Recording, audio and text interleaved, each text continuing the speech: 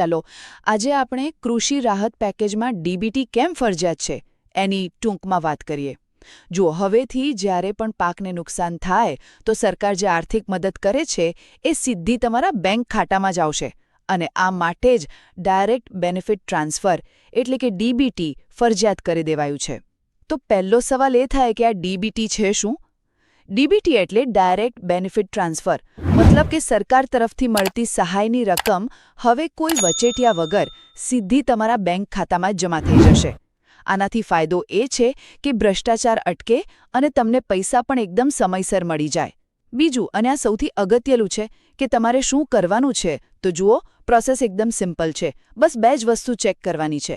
એક, તમારું આધાર કાર્ડ તમારા બેંક ખાતા સાથે લિંક થયેલું છે કે નહીં, અને બીજું, તમારું બેંક ખાતું બંધ તો નથી થઈ ગયું ને, એટલે કે એ ચાલુ છે કે નહીં એ પાક્કું કરી લો. અને છેલ્લે ત્રીજી વાત, જો આ ડીબીટીની માહિતી બરાબર ન હોય તો શું થશે? આ સમજવું બહુ જ જરૂરી છે. જો તમારું ખાતું ડીબીટી માટે તૈયાર નહીં હોય તો તમને રાહત પેકેજની રકમ મળશે જ નહીં. સાવ સીધી વાત, ડીબીટી વગર હવે કોઈ પણ પ્રકારની કૃષિ સહાય નહીં મળે. તો ટૂંકમાં એટલું જ કે જો તમારે સરકારી કૃષિ સહાય મેળવવી હોય તો તમારું બેંક ખાતું અને આધાર કાર્ડ ડીબીટી માટે તૈયાર છે કે નહીં એ આજે જ ચેક કરી લેજો. ખેડૂત મિત્રો, આ વિડીયોમાં અમે વિગતવાર સમજાવ્યું છે કે કૃષિ રાહત પેકેજમાં ડીબીટી ડાયરેક્ટ બેનિફિટ ટ્રાન્સફર કેમ અને ફરજિયાત બનાવવામાં આવ્યું છે અને ખેડૂતોને શું કરવું જરૂરી છે.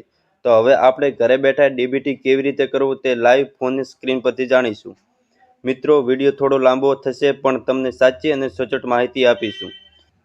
સૌ પ્રથમ તો તમારે ગૂગલ બ્રાઉઝર ઓપન કરી લેવાનું છે. જેમાં ઓપન કરશો એટલે તમારી સામે એક સર્ચ કરવાનો ઓપ્શન જોવા મળશે. તેમાં સર્ચ કરવાનું છે NPCI, જે સ્ક્રીન ઉપર દેખાઈ રહ્યો છે NPCI, એને સર્ચ કરવાનું છે.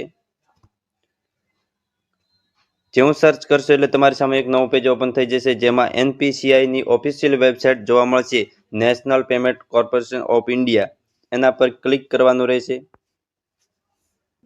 જેવું ક્લિક કરશો એટલે તમારી સામે નવું પેજ ઓપન ફરી થઈ જશે, જેમાં એક સાઈડ 3 ડોટ દોરેલા હશે, એના પર ક્લિક કરવાનું છે.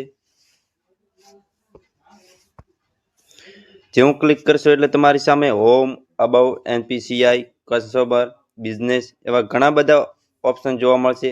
તેમાં આપણે જે કસ્ટમર લખેલો છે એના પર ક્લિક કરવાનું છે.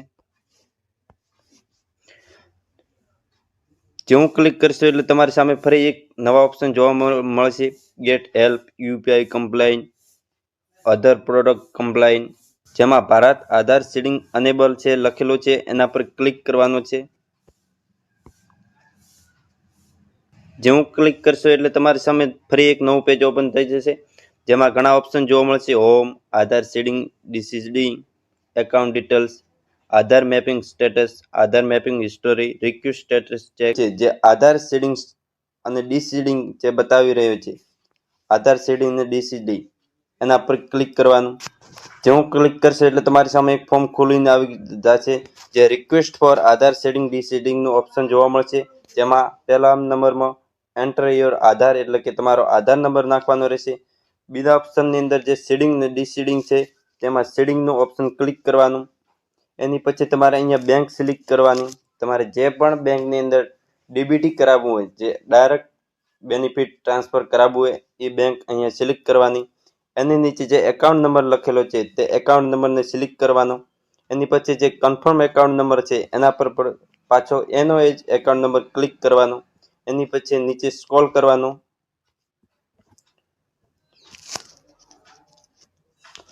નીચે સ્ક્રોલ કરશો એટલે તમારી સામે એક આવું બોક્સ ખોલીને આવશે.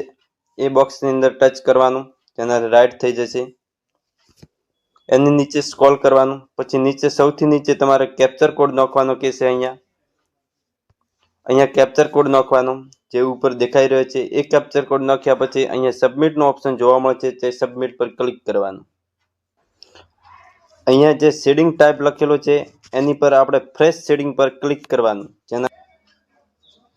મિત્રો, આપણી ચેનલને સબસ્ક્રાઇબ કરો અને બેલ આઇકન પર ક્લિક કરો, જેનાથી આપણી ખેડૂત સાથી ચેનલમાં રોજે રોજ સરકારી યોજના વિશે માહિતી દરેક ખેડૂત સુધી પહોંચે. જેવું તમે સબમિટ પર ક્લિક કરશો એટલે તમારી સામે આવું પેજ ઓપન થઈ જશે, જેમાં નીચે સ્ક્રોલ કરવાનું. નીચે સ્ક્રોલ કરશો એટલે નીચે લખેલું છે આઈ એગ્રી એન્ડ કન્ડિશન, એની બાજુમાં લખેલો છે ડિસએગ્રી. તો આપણે એગ્રી વિથ કન્ડિશન પર ક્લિક કરવાનું. જેવું આઈ એગ્રી વિથ કન્ડિશન પર ક્લિક કરશો એટલે તમારી સામે નવું પેજ ઓપન થઈ જશે, જેમાં એન્ટર ઓટીપીનું ઓપ્શન જોવા મળશે. જે તમારા આધાર કાર્ડ નંબર ઉપર મોબાઈલ નંબર નાખેલો છે એ મોબાઈલ નંબર ઉપર તમારો ઓટીપી ગયો છે. એ ઓટીપી અહીંયા 6 આંકડાનો દર્જ કરવાનો. અને જો કોઈ પણ પ્રોબ્લેમ આવે તો મને કોમેન્ટ બોક્સની અંદર જરૂર ટાઈપ કરો, જેનાથી હું એના વિશે વિડીયો બનાવીશ અને તમને સચોટ અને સાચી માહિતી તમારા સુધી પહોંચાડીશ. ઓટીપી નાખ્યા પછી અહીંયા જે કન્ફર્મ લખેલું છે તે કન્ફર્મ પર ક્લિક કરવાનું રહેશે. અહીંયા તમને ફરી કન્ફર્મ કરવાનું કહેશે. Your Aadhaar number is currently mapping to State Bank of India. Please click of the process with the Banaskantha district centre of the limited. એટલે કે મારું પહેલેથી સ્ટેટ બેંક ઓફ ઇન્ડિયામાં ડીબીટી કરેલું છે અને હું એને બદલાવવા માંગુ છું, તો બનાસકાંઠા ડિસ્ટ્રિક્ટ બેંકમાં લઈ જવા માંગુ છું. તો એના માટે તમારે અહીંયા જે કન્ફર્મ લખેલું છે તે કન્ફર્મ પર ક્લિક કરવાનું રહેશે. જેવું ક્લિક કરશો એટલે તમારી સામે એક નવું પેજ ઓપન થઈ જશે, જેમાં your Aadhaar number 1068 is already mapping with State of the Bank of India. Bank hence cost option then fresh seeding. એટલે કે મારું પહેલેથી જ થયેલું છે એટલે અહીંયા આવું બતાવે છે. તો તમારું થયેલું નહીં હોય તો અહીંયાથી ડાયરેક્ટ થઈ શકશે. જો વિડીયો ઉપયોગી લાગ્યો હોય તો લાઈક કરો, ખેડૂત મિત્રો સાથે શેર કરો અને ચેનલને સબસ્ક્રાઈબ કરવાનું ભૂલશો નહીં. જય જવાન, જય કિસાન.